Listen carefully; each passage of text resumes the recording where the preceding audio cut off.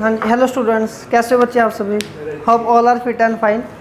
आज हमने macro economics start करने जा रहे हैं और ये हमारी मैक्रो इकोनॉमिक्स क्लास +2 की फर्स्ट वीडियो है।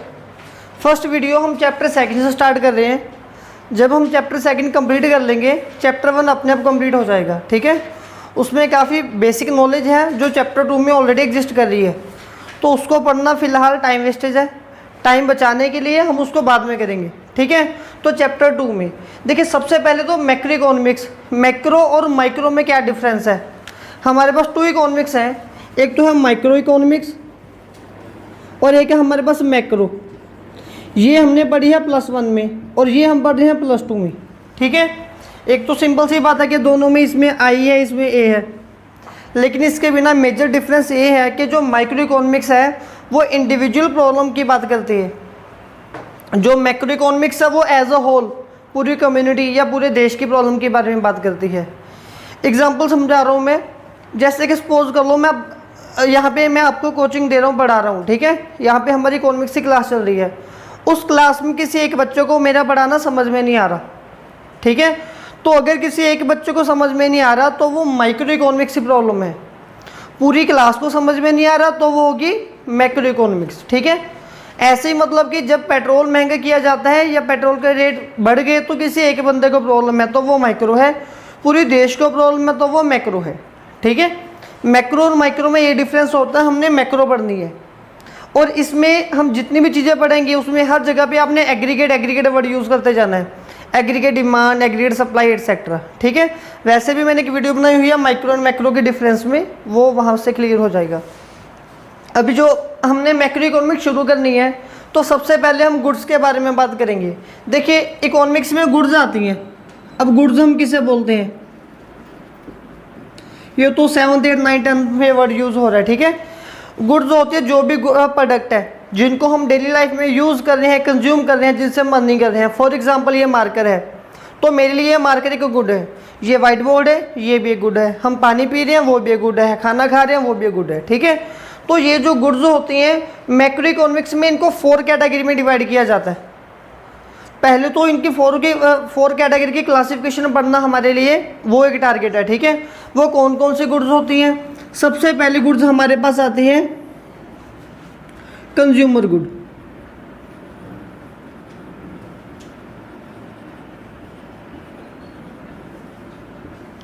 ठीक है जी, कंज्यूमर गुड वो गुड्स होगी जिनको हम हमारी डेली लाइफ में कंज्यूम करते हैं।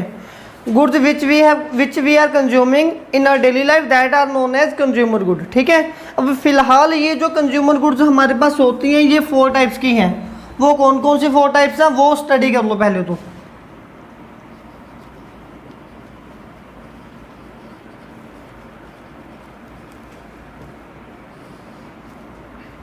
सबसे पहली टाइप इसकी हमारे पास आती है ड्यूरेबल गुड।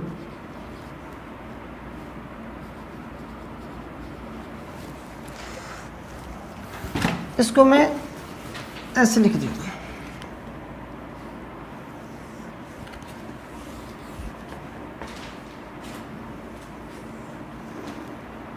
सबसे पहले हमारे पास आएगी ड्यूरेबल गुड। अब ड्यूरेबल गुड्स वो वाली गुड्स होती हैं जिनको हम बार बार यूज़ कर सकते हैं हमारी लाइफ में लॉन्ग टाइम के लिए। Long time in the sense more than 1 year 2 year, ठीक है। 1 साल 2 साल से जिनका टाइम पीरियड ज़्यादा होगा, जिन गुड्स को हम इतने टाइम के लिए यूज़ कर सकते हैं उन गुड्स को हम बोलते हैं ड्यूरेबल, और ये बार बार यूज़ हो सकती हैं। फॉर एग्जांपल आपके पास कोई भी एक कार है, आपके पास कोई भी एक बाइक है, तो वो ड्यूरेबल गुड्स में आती हैं, ठीक है। तो इस कैटेगरी में हम गुड्स को डिवाइड करेंगे कौन सी कैटेगरी के हिसाब से, उनकी कंजप्शन के हिसाब से। सेकेंड वन हमारे पास टाइप आती है सेमी ड्यूरेबल गुड।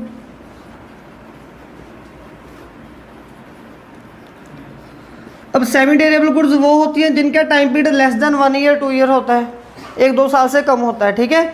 जिनको थोड़े टाइम में आप रिपीटली यूज़ तो कर सकते हो, उसके बाद वो ख़राब हो जाते हैं या वेस्टेज बन जाते हैं। फॉर एग्जांपल क्लोथ्स हो गए, जो भी हम कपड़े वगैरह पहनते हैं 1-2 साल बाद या तो हम मोटे हो जाते हैं या कपड़े छोटे हो जाते हैं, समथिंग।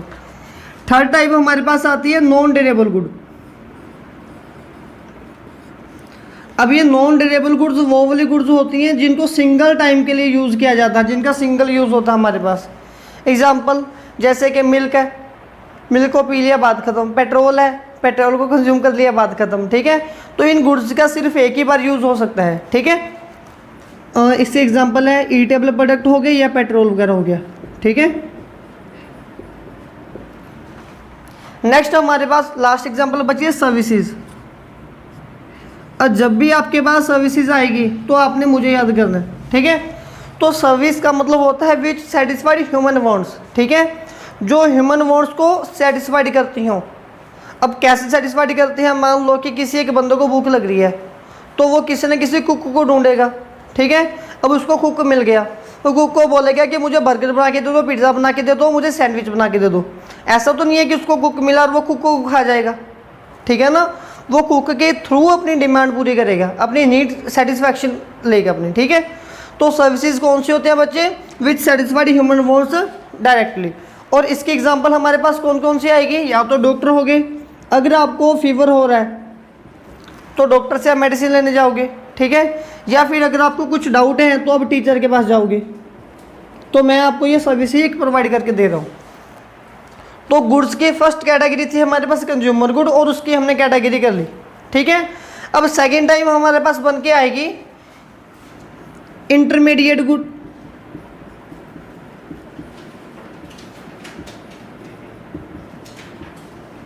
और फाइनल गुड।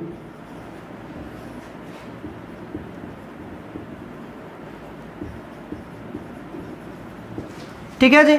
जब आपने इंटरमीडिएट और फाइनल के बारे में पढ़ना है तो इन दोनों के बारे में आपने साथ के साथ ही पढ़ना है, ठीक है। इससे आपका टाइम सेव होगा। अब पहले तो मैं थोड़ी सी थ्योरी आपको समझा दूं इंटरमीडिएट और फाइनल के बारे में हमारे पास क्या आता है। देखिए, इनके अपने 2 पॉइंट्स अपने माइंड में रखनी है कि इनको कैसे कैटेगराइज किया जाता है। कौन सा प्रोडक्ट इंटरमीडिएट है, कौन सा प्रोडक्ट फाइनल है।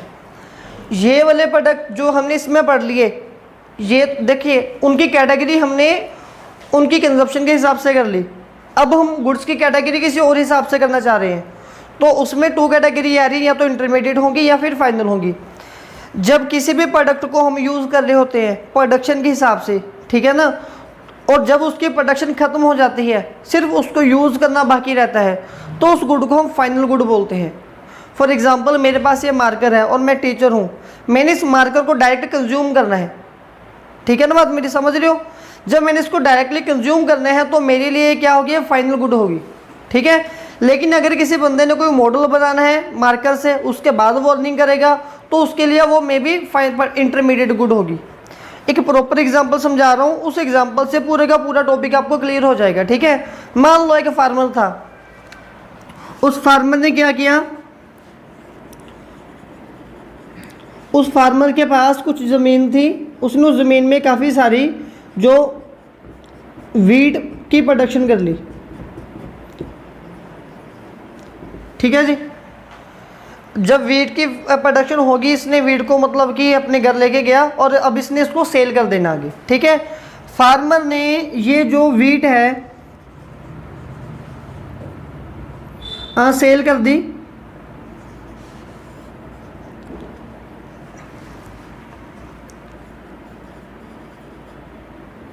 किसी फ्लोर मिल वाले को, ठीक है, वीट वहाँ पे चलेगी, ठीक है जी। फिर ये जो फ्लोर मिल वाला था, इसने इस वीट से फ्लोर निकाला और फ्लोर निकाल के उसने किसी बेकरी वाले को सेल कर दिया, ठीक है, फ्लोर को सेल कर दिया।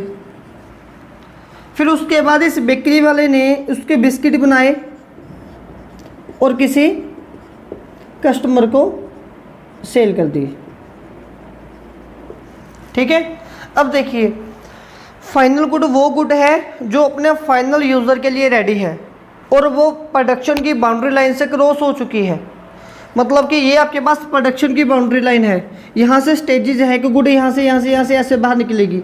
एक गुड अगर प्रोडक्शन की बाउंड्री लाइन से बाहर आ चुकी है और अगर वो अपने फाइनल यूज़ के लिए रेडी है, यूज़र के लिए रेडी है, तो हम उसको फाइनल गुड बोलेंगे, अदरवाइज हम उसको इंटरमीडिएट गुड बोलेंगे।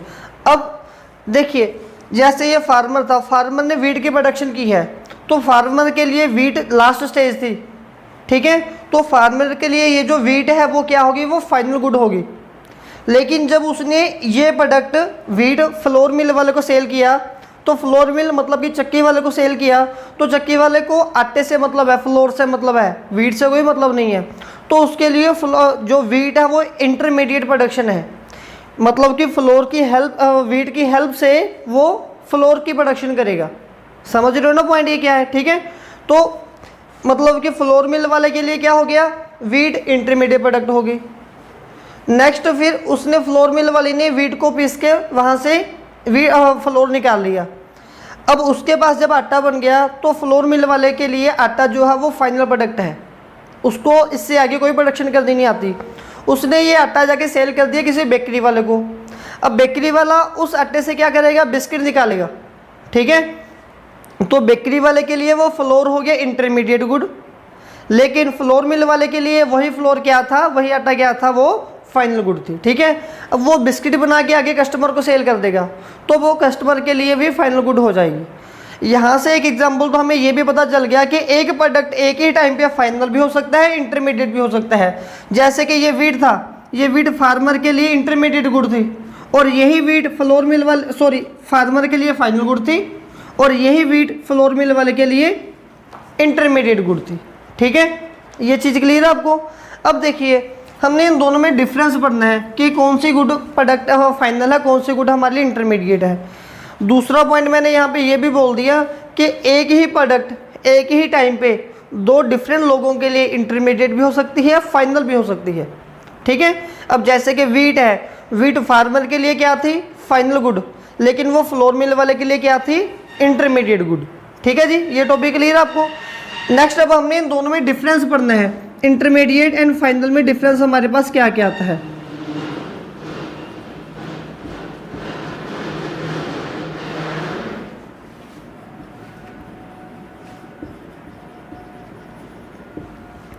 देखिए जो इंटरमीडिएट गुड होती है, it cross the production of boundary line of production. ठीक है, ये प्रोडक्शन की बाउंड्री लाइन से इंटरमीडिएट गुड है, वो प्रोडक्शन की बाउंड्री लाइन के अंदर रहेगी, है ना। It lies inside, it lies inside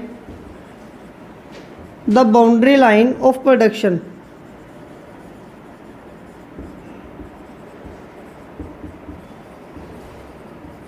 और फाइनल गुड क्या कर चुकी होगी, वो क्रॉस कर चुकी होगी।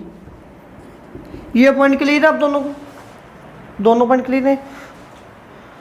दूसरा आपके पास आ गया, it is also known as raw material. इसको हम रॉ मटेरियल भी बोल सकते हैं, इसको रॉ मटेरियल नहीं बोल सकते। ठीक है जी,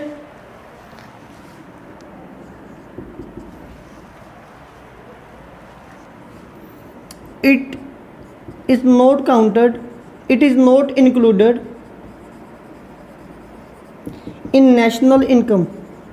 नेशनल इनकम के टाइम हम इंटरमीडिएट गुड को काउंट नहीं करते, बट इट इज़ इंक्लूडेड, हम फाइनल गुड को काउंट करते हैं।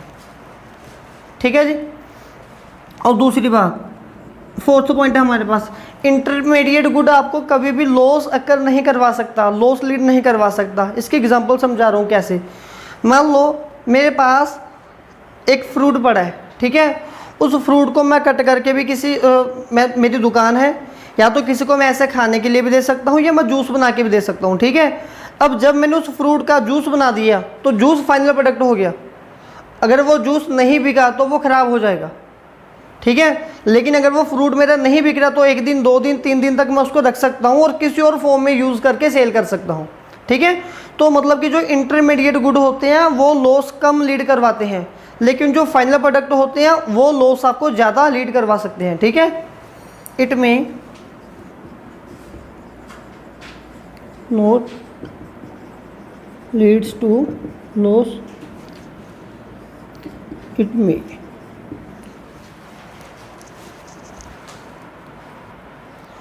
फिर हमारे पास यहाँ पे आएगा value is yet to be added, value is yet to be added. हमें इसमें काफ़ी सारी वैल्यूज़ ऐड करनी होती हैं, लेकिन फाइनल में कोई भी value yet not to be added, इसमें कोई भी वैल्यू ऐड नहीं करनी होती।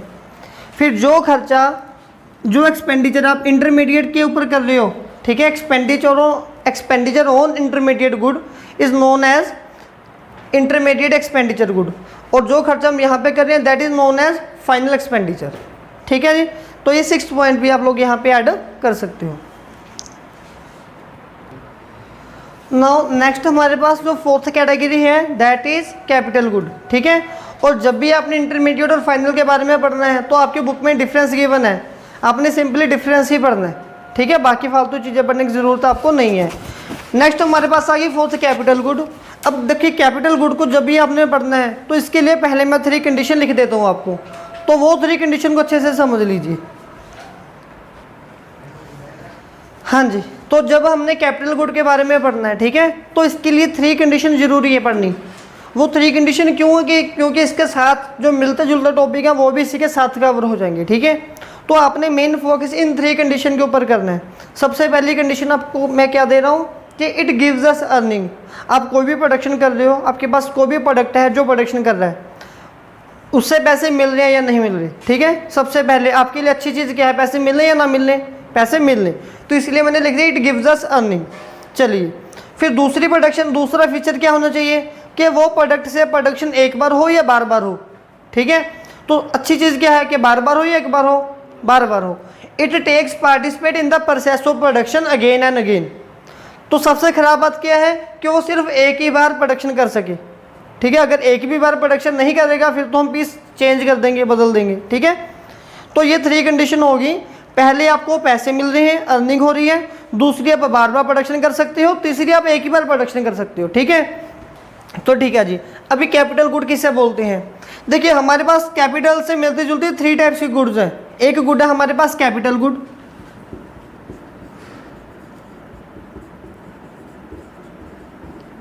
दूसरी हमारे पास आती है प्रोड्यूसर गुड, थर्ड हमारे पास होती है मशीन गुड।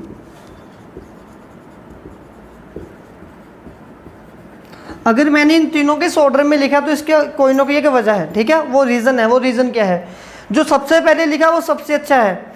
आप इन 3 कंडीशन में से आपको कोई भी 2 कंडीशन चाहिए। ठीक है, कोई भी 2 कंडीशन का ऐसा कॉम्बिनेशन उठाओ जो सबसे अच्छी आपको प्रोडक्शन दे सके। हाँ जी, तो आपने इन तीनों को कुछ इस हिसाब से इलेबोरेट करना है। ठीक है ना, इस मतलब कि इन 3 कंडीशन में से 2 कंडीशन आपने ऐसी उठानी है जो आपको सबसे ज़्यादा बेनिफिट दे रही हो। देखिए सबसे ज़्यादा बेनिफिट कब मिलेगा? आपको पैसे मिलने चाहिए, नहीं मिलने चाहिए, तो फर्स्ट कंडीशन वो मस्ट होनी चाहिए। फर्स्ट कंडीशन के ऊपर टिक लगा दीजिए। और दूसरी कंडीशन कौन सी होनी चाहिए? प्रोडक्शन बार बार हो या एक बार हो?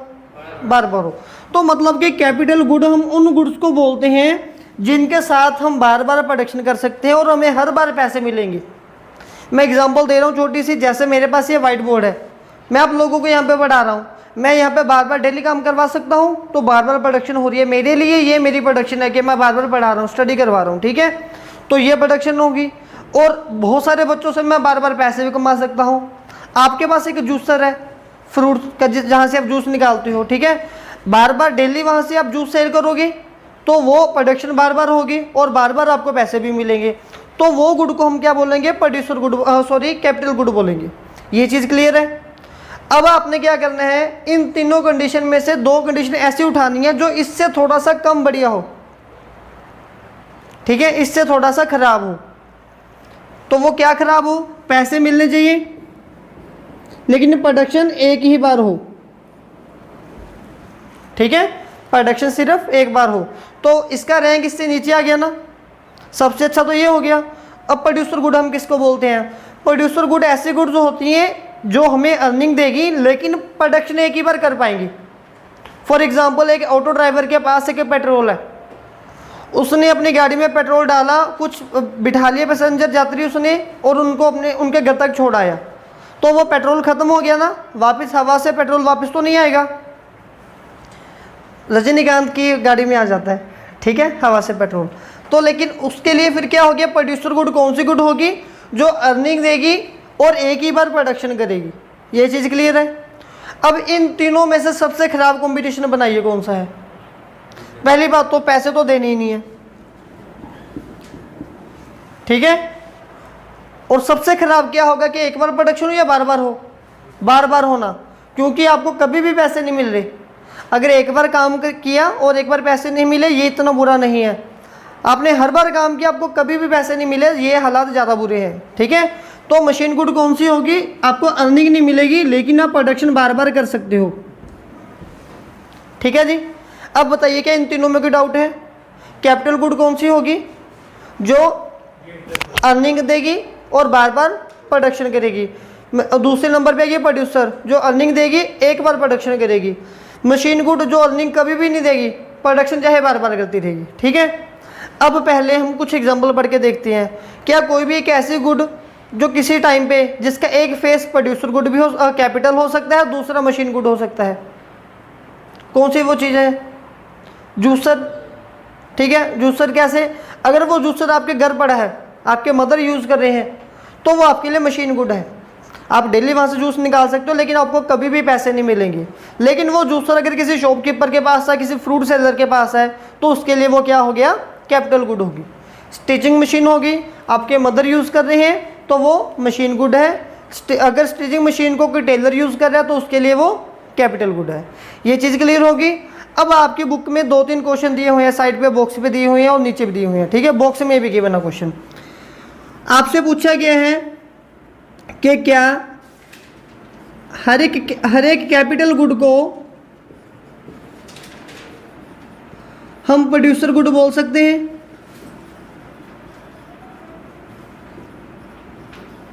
ठीक है, देखिए यहाँ पर ये जो आपने 1 2 3 लिखा है ना, जो ऊपर वाला वो नीचे का कुछ भी हो सकता है, लेकिन नीचे वाला ऊपर कुछ भी नहीं हो सकता, क्योंकि जो अच्छा है वो इनसे कमज़ोर डिपार्टमेंट में नीचे वीक डिपार्टमेंट में जा सकता है, लेकिन जो नीचे वाला डिपार्टमेंट है वो ऊपर नहीं जा सकता। ठीक है, अब सबसे ऊपर क्या था? कैपिटल। तो कैपिटल तो आप दोनों में कहीं पे भी कैटेगराइज कर सकते हो। ठीक है, every capital good producer good होगा। कैसे होगा? प्रोड्यूसर गुड की क्या क्या कंडीशन थी? पैसे मिले और एक बार प्रोडक्शन हो। तो कैपिटल की क्या कंडीशन है कि बार बार प्रोडक्शन हो और पैसे मिले। प्रोड्यूसर में एक बार पैसा मिलना चाहिए था, तो इसने एक